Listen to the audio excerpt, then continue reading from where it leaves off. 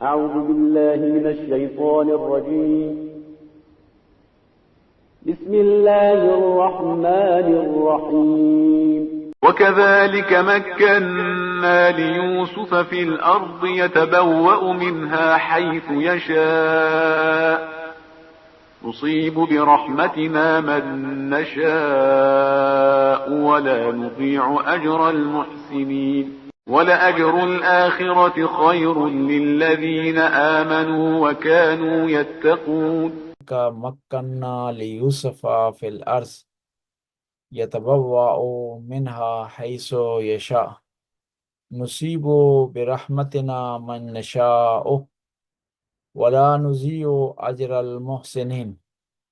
اس طرح ہم نے یوسف کو اس ملک میں قدرت عطا کی، پاور عطا کی، یتبوأ منہا حیث یشاء، ان کو اختیار تھا کہ جہاں کہیں بھی وہ پڑاؤ ڈالیں، ٹھہریں، قیام کریں، ان کے لیے ممکن تھا۔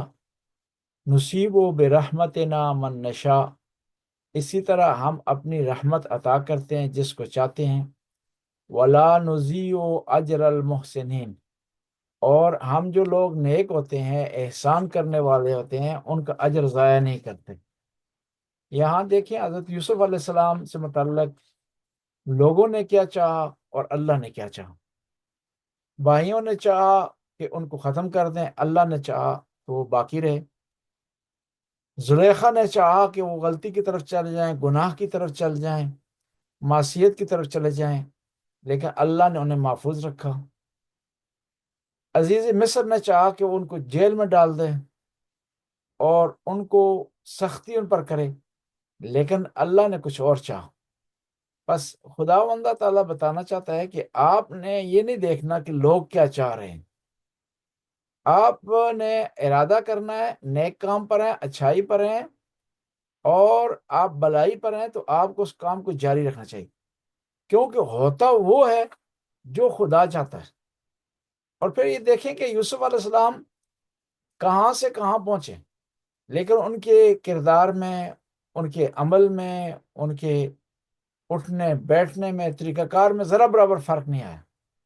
یعنی اس سے ہمیں درس ملتا ہے کہ جب ہم غریب ہوں پھر بھی خدا کا شکر ادا کریں، امیر ہوں خدا کا شکر ادا کریں، بیماری ہو تو خدا کا شکر ادا کریں، صحت ہو خدا کا شکر ادا کریں۔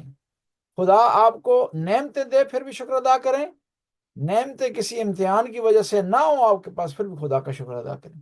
وہ انسان کامیاب ہے کہ یوسف کنویں میں تھے پھر بھی خدا کا شکر ادا کر رہے تھے، وہاں ان پر الزام لگا پھر بھی خدا کا شکر ادا کر رہے تھے، جیل میں تھے بھی خدا کا شکر ادا کر رہے تھے، اور پھر جیل کے بعد آزاد ہوئے، ان کو مقام ملا، پوسٹ ملی، اور اتنی بڑی پوزیشن ان کو ملی، پھر بھی وہ خدا کا شکر ادا کر رہے ہیں۔ اور یہ دیکھیں نا، ہمیں دنیاوی جو نعمتیں ملی ہیں ان پر کبھی مغرور نہیں ہونا چاہیے، کیونکہ دنیاوی نعمت خود امتحان ہے، خود ایک سختی ہے، اور دنیاوی نعمت عارضی ہے، محدود ہے، لمیٹڈ ہے، اور یہی دنیاوی رحمت جو ہے اس کے کچھ سائیڈ ایفیکٹ ہیں نعمتوں کے، لیکن جو اخروی نعمتیں ہوں گی ان کے سائیڈ ایفیکٹ نہیں ہیں، اس میں اچھائی پائی جاتی ہے۔ اور یہاں پر دیکھیں حضرت یوسف کو عزت ملی ہے، مقام ملا ہے، یعنی خداوند تعالیٰ نے ایک قانون بنا دیا، جو بھی سختی سے گزرے گا، کوشش کرے گا، سٹرگل کرے گا، ہارے گا نہیں، مایوس نہیں ہوگا، دنیاوی مشکلات کے سامنے سرنڈر نہیں ہوگا، خداوند تعالیٰ اس کو جو ہے وہ عزت اختیار دے گا، عزت دے گا، اختیار دے گا، اور پھر عزت و اختیار ایسے دے گا کہ دوسرے افراد کے پاس وہ عزت و اختیار نہیں ہوگی۔ اور یہاں پر خداوند تعالیٰ نے کیا کہا کہ خداوند تعالیٰ نے حضرت یوسف کو مقام دیا، منزل دیا، اور ساتھ جو ہے وہ کہا نصیب برحمتنا، ہم جس کو چاہتے ہیں اپنی رحمت عطا کرتے ہیں۔ یہ بتا رہا ہے کہ اگر پاور کسی ایسے آدمی کے پاس ہو جو اس کا مستحق ہو، یہ پاور اس کے لیے بھی رحمت ہے، اور اس کی رعیت میں رہنے والے افراد کے لیے بھی رحمت ہے، اس کی حکومت میں رہنے والوں کے لیے بھی رحمت ہے۔ اور پاور اگر گھٹیا آدمی کے پاس آ جائے تو وہ رحمت نہیں ہوتی، وہ اس اپنے لیے بھی زحمت ہو جاتی ہے، اور اس کی رعیت میں جو لوگ رہ رہے ہوتے ہیں ان کے لیے بھی جو ہے وہ زحمت ہوتی ہے۔ اور پھر یہاں پر خداوند تعالیٰ ارشاد فرماتا ہے کہ خدا کے نزدیک لا نضیع اجر المحسنین، ہم جو لوگ احسان کرنے والے ہوتے ہیں، نیکی کرنے والے ہوتے ہیں، ان کا اجر ضائع نہیں کرتے۔ یعنی آپ کبھی بھی پریشان نہ ہو کہ اگر آپ نے نیک کام کیا ہے تو لوگ اس کی تعریف نہیں کر رہے، لوگ اس کو اپریشیٹ نہیں کر رہے، لوگ آپ کی قدر نہیں کر رہے، تو کبھی پریشان نہ ہو، کیونکہ آپ کا نیک کام اللہ کے نزدیک محفوظ ہے۔ اور پھر بھی یاد رکھیں، جو بھی نیک کام کریں اللہ کے لیے کریں، اس میں پشمانی نہیں ہے، ندامت نہیں ہے، کیوں؟ اللہ کے یہاں ہر چیز محفوظ ہے، وہاں کوئی چیز ضائع نہیں ہوتی۔ من یعمل مثقال ذرۃ خیرا یرا، ذرہ برابر آپ نیکی کریں گے تو خدا کی بارگاہ میں وہ آپ کو اس کا اجر ملے گا۔ اور پھر یہاں خداوند تعالیٰ اجر اور بدلہ دیتا ہے، کیوں؟ کہ خداوند تعالیٰ انسانی صفات سے ماورا ہے، اس سے بالاتر ہے۔ انسان کیوں بعض اوقات دوسرے کو کچھ نہیں دینا چاہتا اور کسی کا اجر نہیں دینا چاہتا؟ کس کی وجہ سے؟ یا اس کے پاس طاقت نہیں اجر دینے کی، یا وہ حسد کرتا ہے، یا بخل کرتا ہے۔ اور خداوند تعالیٰ جو ہے وہ کس سے؟ حسد سے، بخل سے بالاتر ہے۔ پس خدا کے ہاں جو بھی کام کریں گے خدا اس کا اجر آپ کو دے گا، وہاں اجر میں کسی چیز کی کمی نہیں ہوگی۔ اور پھر اجر بھی خداوند تعالیٰ ہماری طرح نہیں دیتا، خداوند تعالیٰ اجر دیتا ہے، یعنی ایک کے بدلے 10 دیتا ہے۔ آپ ایک نیکی کرتے ہیں تو 10 نیکیوں کا ثواب ملتا ہے۔ گناہ کے معاملے میں ایک گناہ کرتے ہیں تو ایک ہی گناہ آپ کا لکھا جاتا ہے، لیکن جب نیکی کرتے ہیں تو خداوند تعالیٰ جو ہے وہ آپ کی نیکیوں کو ڈبل نہیں، ٹرپل نہیں، بلکہ کیا 10 گنا کر دیتا ہے۔ دنیا میں کوئی ایسا ایگریمنٹ نہیں ہے، ایسی جگہ نہیں ہے جہاں آپ کو 10 برابر ملے، یہ خدا کی بارگاہ میں ہے۔ اور پھر یہاں پر اسی آیت سے جو ہے پتہ چلتا ہے کہ کیا ہے، انسان پاور میں ہو، قدرت میں ہو، اس کے پاس سارے وسائل ہوں، اور ساتھ ساتھ وہ نیک بھی ہو سکتا ہے۔ ان دونوں میں کوئی چیز ایسا نہیں ہے کہ تضاد پایا جاتا ہو کہ ایک آدمی نیک ہو تو اس کو پاور نہیں ہوگی۔ اس کی پاور ہونے کے باوجود بھی یوسف نے بتا دیا کہ نیک بھی انسان ہو سکتا ہے، خدا کا نیک بندہ ہو سکتا ہے، خدا کی مخلوق کے لیے کام کر سکتا ہے۔ اور پھر خداوند تعالیٰ جو بھی اس کی مخلوق کے لیے کام کرتا ہے نا، اس کی قدردانی کرتا ہے، اس کو سراہتا ہے، کیونکہ خداوند تعالیٰ خود اس بات کا قائل نہیں ہے کہ صرف ان لوگوں کو دے کہ جو نیک ہوں، بلکہ سب کو دیتا ہے۔ حضرت ابراہیم علیہ السلام ہمیشہ جو ہے کھانا جو ہے وہ کسی کے ساتھ مل کر کھاتے تھے، اکیلے کھانا نہیں کھاتے تھے۔ تو ایک دفعہ وہ اپنے دروازے کے سامنے کھڑے ہوئے کہ کوئی آدمی ملے تاکہ اس کے ساتھ مل کر کھانا کھا سکیں۔ تو بڑی کوشش کی، تگودے ہوگی، کوئی نہیں ملا۔ آخر میں دیکھا ایک آدمی جا رہا تو اس کو کہا کہ آپ آ جائیں۔ تو جب اس نے کھانا کھانا شروع کیا تو حضرت ابراہیم نے کہا، یہ بندہ خدا، کھانے سے پہلے بسم اللہ پڑھ۔ اس نے کہا میں خدا کو مانتا ہی نہیں ہوں، میرا یقین ہی نہیں ہے، میرا عقیدے نہیں ہے، میں کیوں بسم اللہ پڑھوں؟ تو وہاں پر جو حضرت ابراہیم کو غصہ آ گیا، اس کو جھڑک دیا، ڈانٹا اس کو، اور کہا کہ اگر میرے اللہ کا نام تو نہیں لے رہا تو میرے دسترخوان سے اٹھ جا۔ تو یہ آدمی اٹھ گیا، باہر چلا گیا، تو خدا کی طرف سے وحی آئی، آرڈر آئی، اے ابراہیم، میں بچپنے سے ایسے رزق دے رہا ہوں، اور مجھے پتا تھا کہ مجھے نہیں مانتا، میرے خلاف چلتا، لیکن پھر بھی میں اس کو رزق دے رہا تھا۔ آج میں نے اس کو تیرے حوالے کیا تو برداشت نہیں کر سکا۔ پس جو ہے وہ خداوند تعالیٰ اپنی مخلوق سے اس طرح معاملہ کرتا ہے کہ مخلوق مانے یا نہ مانے، وہ اپنی مخلوق کا خیال رکھتا ہے۔ اور یہ ہمیں درس دے رہا ہے کہ آپ نے نہیں دیکھنا جس کی مدد کر رہے ہیں وہ آپ کے ہم عقیدہ ہے نہیں، وہ ان چیزوں کو فالو کرتا ہے نہیں کرتا جس کو آپ فالو کرتے ہیں، ان ہستیوں کو مانتا ہے ہی نہیں مانتے جس کو آپ مانتے ہیں۔ آپ نے دیکھنا ہے وہ خدا کی مخلوق ہے اور مستحق ہے، تو اس کو آپ جو ہے وہ عطا کریں، کیونکہ خدا خود جو ہے وہ عقیدے کو نہیں دیکھتا، باور کو نہیں دیکھتا، فیت کو نہیں دیکھتا دیتے وقت۔ اور پھر خداوند تعالیٰ کیا ہے؟ حکیم ہے، جس کسی کو بھی عطا کرتا ہے حکمت کی بنیاد پر عطا کرتا ہے۔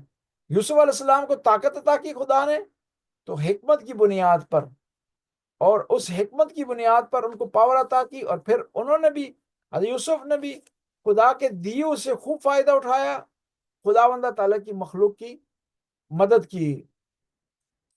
اور یہاں پر اگلی آیت میں خداوند تعالیٰ ارشاد فرماتا ہے وَلَأَجْرُ الْآخِرَةِ خَيْرٌ لِلَّذِي آمَنُوا، کہ وہ لوگ جو کہ ایمان لائے ان کے لیے اجر آخرت بہتر ہے۔ یعنی اجر کی دو قسمیں، ایک دفعہ اس دنیا میں آپ کو اجر ملتا ہے، ایک دفعہ آخرت میں اجر ملتا ہے۔ تو قرآن میں خداوند تعالیٰ ارشاد فرماتا ہے کہ آخرت کا اجر بہتر ہے اس دنیا کے اجر سے۔ کس حوالے سے بہتر ہے؟ ایک تو دنیاوی اجر جو ہے جتنا بھی لمبا ہو وہ لمیٹڈ ہے، دنیاوی نعمتیں لمیٹڈ ہے، اخروی نعمتیں اس میں لمیٹیشن نہیں پائی جاتی۔ دوسرا یہ ہے کہ دنیاوی ہر نعمت کے ساتھ کچھ نہ کچھ مشکلات پائی جاتی ہیں۔ مثلا آپ جو ہے وہ فرض کریں میٹھے کو نعمت سمجھتے ہیں تو اس کے کتنی سائیڈ افیکٹ ہیں۔ اس طرح بعض میں اور ایسی چیزیں ہیں کہ جو نعمت کے طور پر انسان کھاتا ہے لیکن حد سے زیادہ کھا لے تو وہ نعمت زحمت میں تبدیل ہو جاتی ہے۔ لیکن جو اخروی جو فائدے ہیں، جو نعمتیں جنت میں ملیں گی، ان میں سائیڈ افیکٹ نہیں پائے جاتے۔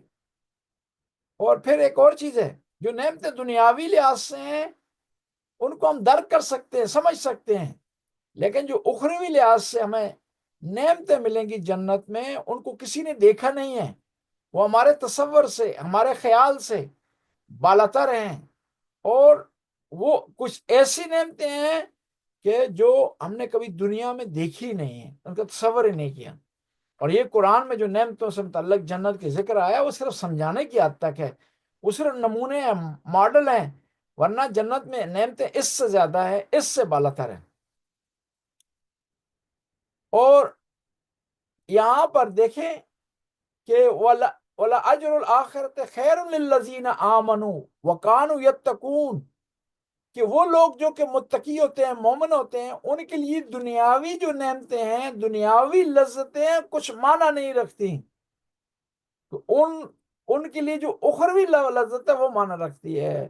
وہ کام اس لیے نہیں کرتے کہ کوئی ان کی تعریف کرے، کام اس لیے نہیں کرتے کہ خدا انہوں نعمتیں سے نوازے، وہ نیکی اس لیے نہیں کرتے کہ خداوند تعالیٰ اس کے بدلے میں انہیں کچھ عطا کرے، بلکہ وہ نیکی اس لیے کر رہے ہیں کہ اپنے پروردگار کو راضی کریں۔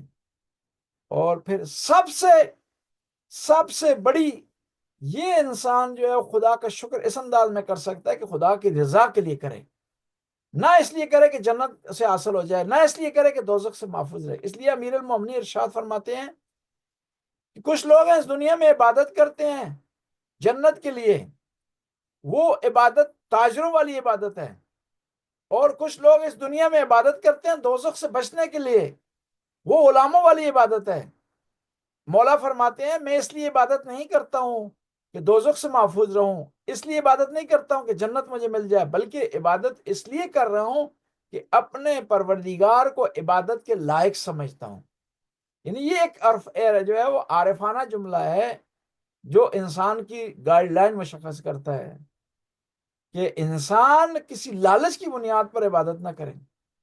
اور کئی دفعہ ایسا ہوتا ہے لوگ امام حسین کی زیارت کے لیے جاتے ہیں تو حاجتیں لے کر جاتے ہیں، لے کر جائیں، لیکن انہی حاجتوں کے لیے صرف زیارت کے لیے نہ جائیں، بلکہ خود امام سے چاہت کا اظہار ہو۔ اگر آپ صرف حاجت کے لیے زیارت امام حسین کے لیے جا رہے ہیں تو اس کا مطلب ہے کہ امام حسین کو آپ نہیں چاہتے، اپنا مقصد حاصل کرنے کے لیے جا رہے ہیں، اپنی حاجت روائی کے لیے آپ جا رہے ہیں۔ اور پھر اسی آیت سے دیکھیں نا، کہا وہ خیر للذین آمنوا، بہتر ہے ان لوگوں کے لیے جو ایمان لائے، وہ کانوا یتقون، اور یہ ایمان والے تقوی بھی رکھتے ہیں۔ اصل میں درجات ہیں، اسلام ہے، ایمان ہے، تقوی ہے، احسان ہے، یہ درجات ہیں ایک مومن کے، ایک مسلمان کے۔ یعنی ایک آدمی ہے کہ جو کہ آخرت کے لیے کام کرتا ہے وہ ایمان کے ایک اعلیٰ درجے پر فائز ہے، اس درجے کا نام کیا ہے؟ تقوی ہے۔ وہ اس لیے کام نہیں کرتا کہ اسے اس دنیا میں کچھ مل جائے، وہ اس لیے کام کرتا ہے کہ اسے اگر ملے بھی آخرت میں ملے۔ اور پھر ایک اور چیز یاد رکھیں، دنیا میں اگر آپ کو کچھ چیز نہ بھی ملے نا تو کوئی مشکلات نہیں ہے، آپ کسی دوست سے لے سکتے ہیں، اپنے جو ہے وہ جاننے والوں سے وہ چیز عارضی طور پر لے سکتے ہیں، عارضی طور پر لے سکتے ہیں، لونے کر سکتے ہیں، ٹھیک ہے، پھر گزارا کر سکتے ہیں۔ لیکن آخرت میں اگر آپ کے پاس کچھ نہیں ہے تو وہاں دوست، رشتہ دار، مال، املاک، پیسے وہاں کام نہیں آئیں گے، وہاں آپ کا صرف اپنا عمل آپ کے کام آئے گا۔ بس اس آخرت کے لیے کوشش کریں، آپ جو ہے وہ اس کو حاصل کرنے کی کوشش کریں۔ وہ کب حاصل ہوگی؟ کہ جب آپ کا عمل خالص ہوگا، ریاکاری سے محفوظ رہے گا۔ مجلس اس لیے نہ کروائیں کہ لوگ آپ کو کہیں کہ مجلس کروا رہے ہیں، ماتم اس لیے نہ کریں کہ لوگ یہ کہیں کہ یہ بہت بڑا ماتمی ہے، بلکہ آپ کی نگاہ میں ماتم کرنے اس لیے ماتم کیا جائے، آپ کی اس لیے ماتم آپ یہ سمجھیں کہ اس لیے ماتم کر رہے ہیں کہ خدا کو راضی کر رہے ہیں، امام حسین کو راضی کر رہے ہیں، اور خدا کے ہاں تقرب حاصل کر رہے ہیں۔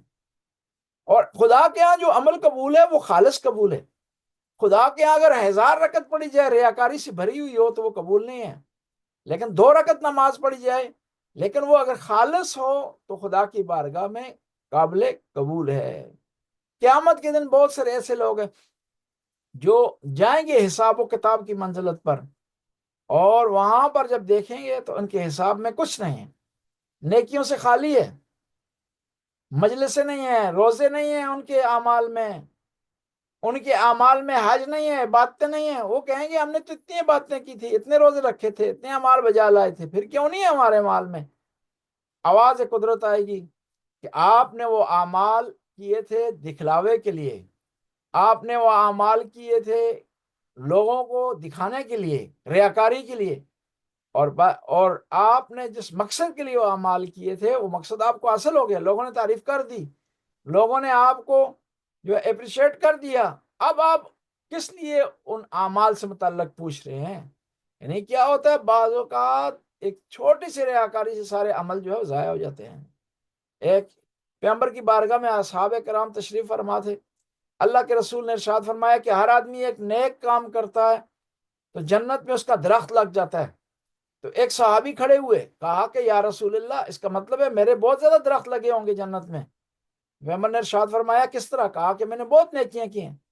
کہا ہاں تیرے جنت میں درخت ہوں گے، بشرطے کہ ان درختوں کو تو نے آگ نہ لگا دی ہو ریاکاری کے ذریعے، شرک کے ذریعے، اور ایسے کام جو اعمال کو ضائع کر دیتے ہیں ان کے ذریعے۔ بس ضروری ہے کہ انسان اپنے اعمال کو محفوظ رکھے، ریاکاری سے اس کے اعمال جو ہے وہ پاک ہوں، اور خدا کے ہاں وہ عمل قبول ہے جو تقوی جس میں پایا جاتا ہو۔ تقوی کے بغیر کوئی عمل قبول نہیں ہے خدا کی بارگاہ میں۔ امام جعفر صادق علیہ السلام کے زمانے میں ایک شخص مشہور ہو گیا کہ بڑا نیک ہے، بڑا پارسا ہے، اور مشہور ہو گیا بہت بڑا پہنچا ہوا پیر ہے، لوگ اس کے پاس جا رہے ہیں، دعا کروا رہے ہیں، کوئی آدمی جو ہے وہ اس سے اپنی حاجت منگوا رہا ہے، کوئی آدمی جو ہے وہ اپنے اوپر پھونک ڈلوا رہا ہے اس سے۔ تو امام کو جب علم ہوا کہ اتنا آدمی پہنچا ہو تو امام چلے گئے اس کے پاس۔ جب اس کے پاس جو جمگٹھا تھا، جمعیت کٹھی ہوئی تھی، افراد تھے، وہ ان کا اجتماع ختم ہوا لوگوں کا، تو وہ چل پڑا، امام اس کے پیچھے چل پڑے۔ وہ گیا تو اس نے ایک روٹیوں کی دکان سے، بیکری سے کچھ روٹیاں چرائیں، 3 روٹیاں چرائیں، امام اس کے پیچھے چل رہے ہیں، آگے جا کے اس نے غریبوں میں تقسیم کر دی۔ تو امام علیہ السلام اس کے پاس گئے، کہا کہ تیرے اس عمل کی مجھے سمجھ نہیں آئی، تو نے کیا کیا؟ تو اس نے پوچھا آپ کون ہیں؟ امام نے کہا کہ میں اس طرح فرزند رسول اللہ ہوں۔ کہا اتنے بڑے خاندان سے آپ کا تعلق ہے، آپ کو میری بات کی سمجھ نہیں آئی؟ تو امام نے فرمایا کہ جی بتا دے، تو وضاحت کر دے۔ کہا اس طرح ہوا، میں نے 3 روٹیاں جو چرائی ہیں مجھے اس کے 3 گنا ملیں گے، آگے میں نے 3 روٹیاں تقسیم کر دی ہیں تو اللہ ارشاد فرماتا ہے ہر نیکی کے بدلے میں 10 ملتی ہیں، تو مجھے 30 نیکیاں مل گئیں، اور 3 گنا اگر حساب کیے جائیں تو 30 سے 3 نکالتے تو 27 نیکیاں میرے پاس باقی ہیں۔ تو امام نے فرمایا تو نے قرآن میں نہیں پڑھا ان اللہ یتقبل من المتقین، خدا نیک لوگوں سے، متقی لوگوں سے قبول کرتا ہے، چور کی نیکی قبول نہیں ہے، چور کی خیرات قبول نہیں ہے۔ یعنی اسی طرح اگر ریاکاری سے عمل بھرا ہوا قبول نہیں ہے۔ اور اس کے علاوہ اگر انسان صدقہ دے اور غریب کو صدقہ دینے کے بعد اس کو جتلاتا رہے، بار بار اس کو گنتا رہے، بار بار اس کو یاد دہانی کرواتا رہے غریب کو، تو اس کا صدقہ جو ہے وہ ضائع ہو جائے گا۔ بس اعمال کو خالص کرنے کی کوشش کی جائے اور ان کو ایسی شکل دی جائے اعمال کو کہ خدا کی بارگاہ میں وہ اعمال قبول ہو جائیں اور رد نہ ہو جائیں۔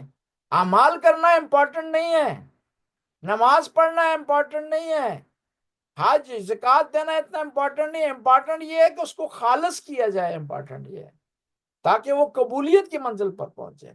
اگر آپ کے اعمالوں سے آپ کی زندگی بھری ہوئی ہے لیکن وہ قبول نہیں ہے، اس کا ان کا فائدہ نہیں ہے۔ ریجیکٹڈ اعمال آپ کو کوئی فائدہ نہیں دے سکتے، وہ صرف اپنے آپ کو آپ نے تھکانا ہے۔ یہ یہیں پر ہم مکمل کرتے ہیں۔